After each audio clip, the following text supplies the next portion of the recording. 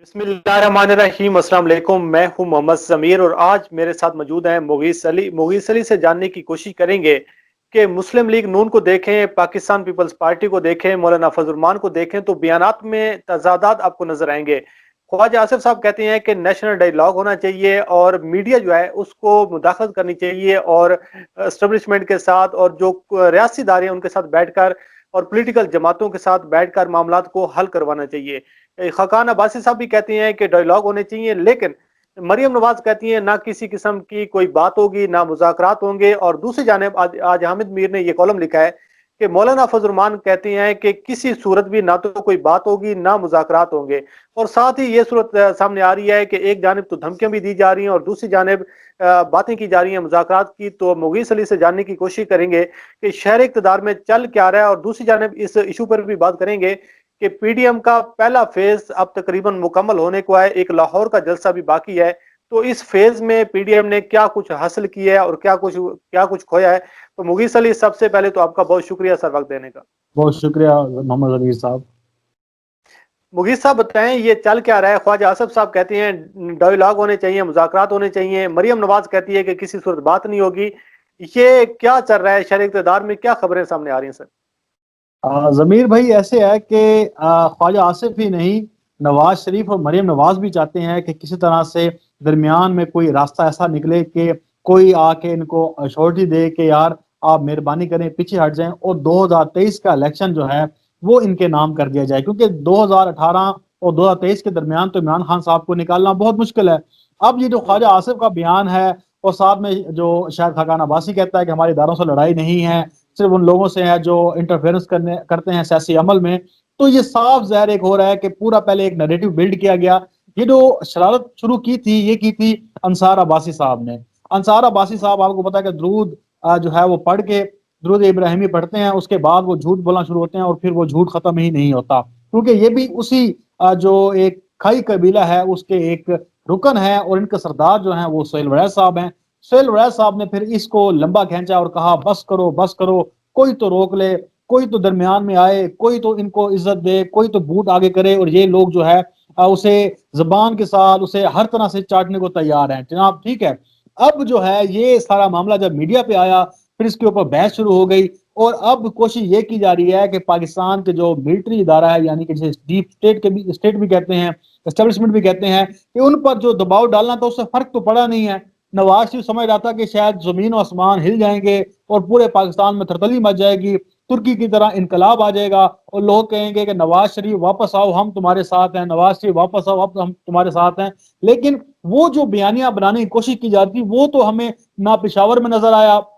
ना ही हमें मुल्तान में नजर आया और ना ही हमें नवाज शरीफ की तकरीरों के जरिए नजर आया कि कुछ लोगों पे इम्पैक्ट डाला गया हो। अब जब इनके पास ये बंद गली में घुस चुके हैं, क्योंकि अभी भी अब जो नया नैरेटिव बना रहे हैं, पहले ये था कि ये 13 दिसंबर के बाद लॉन्ग मार्च करेंगे, लेकिन अब लोगों के जरिए ये तासुर दिया जा रहा है कि जनाब वो हो सर्दी है, लॉन्ग मार्च दिसंबर में नहीं जनवरी में शुरू किया जाएगा। फिर कुछ लोग कहते हैं फरवरी में किया जाएगा, क्योंकि 3 मार्च को सेनेट के इलेक्शन है, 3 या 12 मार्च को होते हैं, तो सेनेट इलेक्शन यानी कि ये बात फरवरी तक जाएगी। वो कहते हैं कि इसके दरमियान कोई ऐसे लोग आ जाएं जो सारा मामला जो है वो हल कर दें और इन्हें कोई जो है लॉलीपॉप दिया जाए और कहा जाए कि आप जीएचक्यू गेट नंबर 4 में आके लाइन बनाएं और बारी बारी चित्र भी खाएं, उसके बाद जाके आप घर में सो जाएं। तो ये अब ये ग्रैंड डायलॉग का जो मंजन है, जो कोशिश की जा रही है, क्योंकि इनके पास ग्राउंड पर कुछ नहीं है। कोरोना आपके सामने, आवाम इनके जलसों में नहीं आ रही, नैरेटिव इनका जो है बनाया। अब देखें वो जो आज एक सर्वे हुआ है उसके मुताबिक जो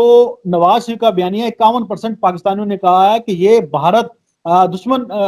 भारत का बयानिया है। यानी कि इमरान खान साहब का नैरेटिव तो ऊपर आ गया, जो इमरान साहब ने जो है वो नैरेटिव बिल्ड किया था कि ये भारतीय इशारों में चल रहा है, तो 51% लोगों ने कहा कि ये भारतीय एजेंडा है।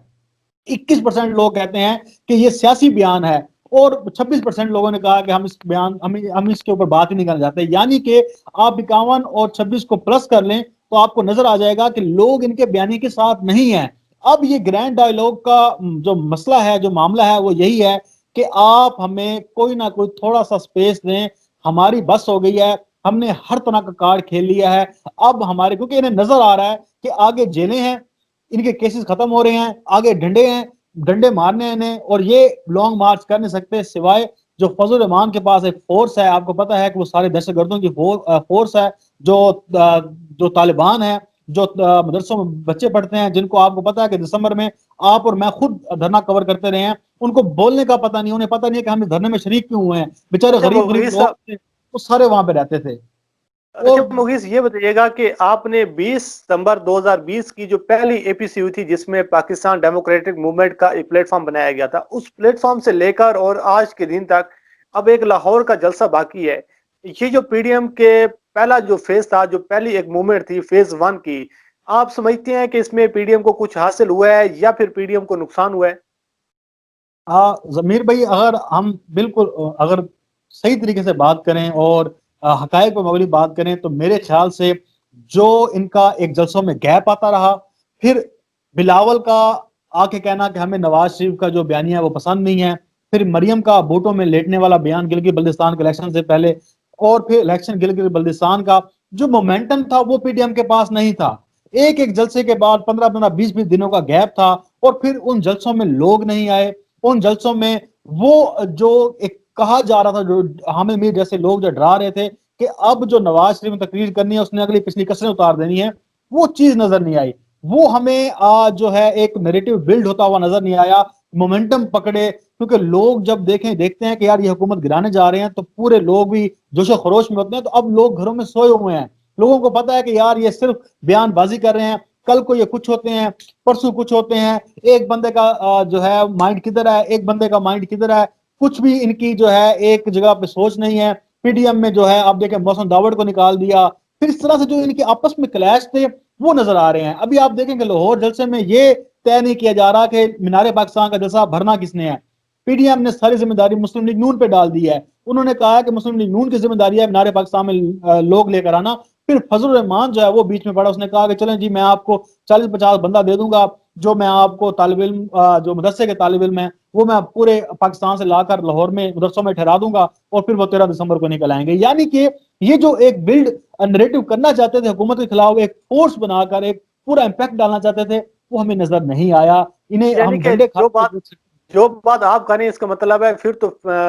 پھر تو فائدہ ہوا ہے اس کا عمران خان کو جو موومنٹ چلائی گئی ہے۔ اسٹیبلشمنٹ کو فائدہ ہوا ہے، عمران خان کو فائدہ ہوا ہے، اسٹیبلشمنٹ پر بھی ذرا برابر دباؤ نہیں ہے، ٹھنڈ پروگرام ہے، عمران خان صاحب پہ بھی ذرا بھی پریشر نہیں ہے، ٹھنڈ پروگرام ہے، عمران خان اس لیے پریشان نہیں، انہیں پتا ہے کہ یار یہ لوگ کچھ بھی نہیں کر سکتے سوائے باتوں کے۔ اگر دیکھیں ان میں اگر کچھ بھی تھوڑا سا بھی یہ سنجیدہ ہوتے تو آج یہ استعفے دے دیتے،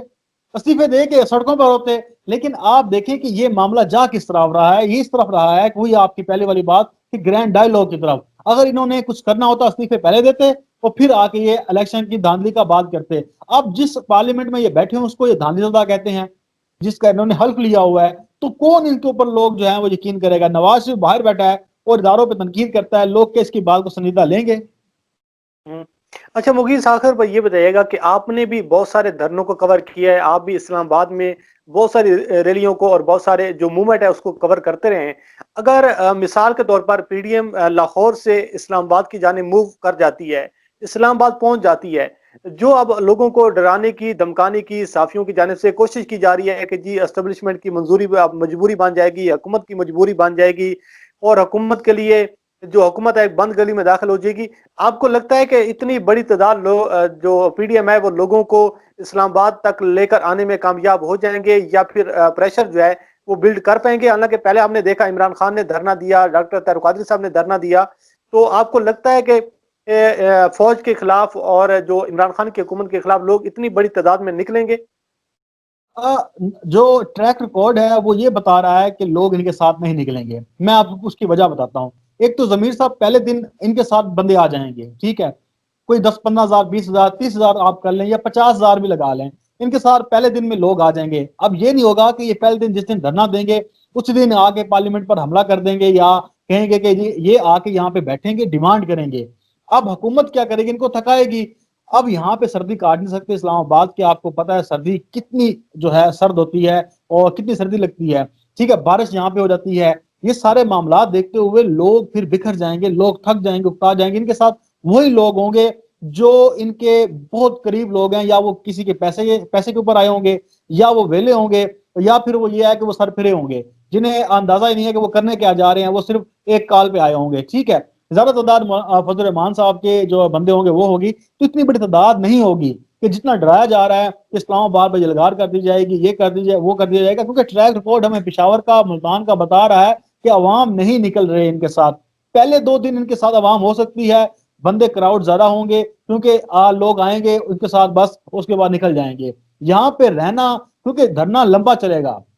یہ نہیں ہے کہ ایک دن آئیں گے اور آ کے حکومت ختم ہو جائے گی یا دھرنا ختم کر جائیں گے، یہ آ کے بیٹھیں گے، تقریریں کریں گے، پھر ڈیمانڈ رکھیں گے، پھر ڈائیلاگز ہوں گے، معاملہ چلتا رہے گا۔ یہ نہیں ہے کہ آتے ہی آ کر کہیں کہ جی بس اب پارلیمنٹ بھی اڑا دو، سب کچھ اڑا دو۔ باقی یہاں پہ سیکورٹی فورسز بھی ہیں، وہ انہیں گھسنے بھی نہیں دیں گے۔ جب 2-3 دفعہ شیلنگ ہوئی، جب 2-3 بار جب یہاں پہ ربڑ کی گولیاں چلیں اور جب پٹاخے پھوٹے، تو پھر جناب یہ تتر بتر ہو جائیں گے، پھر یہ دور دور تک نظر بھی نہیں آئیں گے۔ مغیث صاحب آپ کا بہت شکریہ وقت دینے کا۔ ناظرین، اب تمام تر نظریں لاہور کے جلسے پر لگ چکی ہیں۔ 13 دسمبر کو لاہور کا جلسہ ہونے جا رہا ہے۔ اس کے بعد اب دعوے یہ کیے جا رہے ہیں کہ پی ڈی ایم اسلام آباد کی جانب موو کرے گی، لیکن جو تازہ ترین صورتحال سامنے آ رہی ہے کہ پی ڈی ایم کے پاس جو فنڈ ہے وہ ختم ہو چکا ہے اور اب چندہ جو ہے وہ مانگنے کی مہم جاری ہے۔ اب دیکھتے ہیں کہ پی ڈی ایم اتنی بڑی تعداد میں لوگوں کو نکال پائے گی یا نہیں نکال پائے گی، لیکن مغیث صاحب کا یہ تجزیہ، اور وہ کہتے ہیں کہ جو ایک ماضی کی جو روایت کو اگر دیکھا جائے تو پی ڈی ایم کے لیے اسلام آباد موو کرنا، شہر اقتدار لوگوں کو لے کر جانا، یہ کوئی اتنی آسان بات نہیں ہے، اور نہ ہی مریم نواز اور یہ بلاول کے بس کی بات ہے۔ اب دیکھتے ہیں کہ یہ پاکستان کی سیاسی صورتحال کس رخ اختیار کرتی ہے، اس سے آپ کو آگاہ کرتے رہیں گے۔ اللہ کریم آپ کا امین ناصر ہو، مجھے دیجیے اجازت، اللہ حافظ۔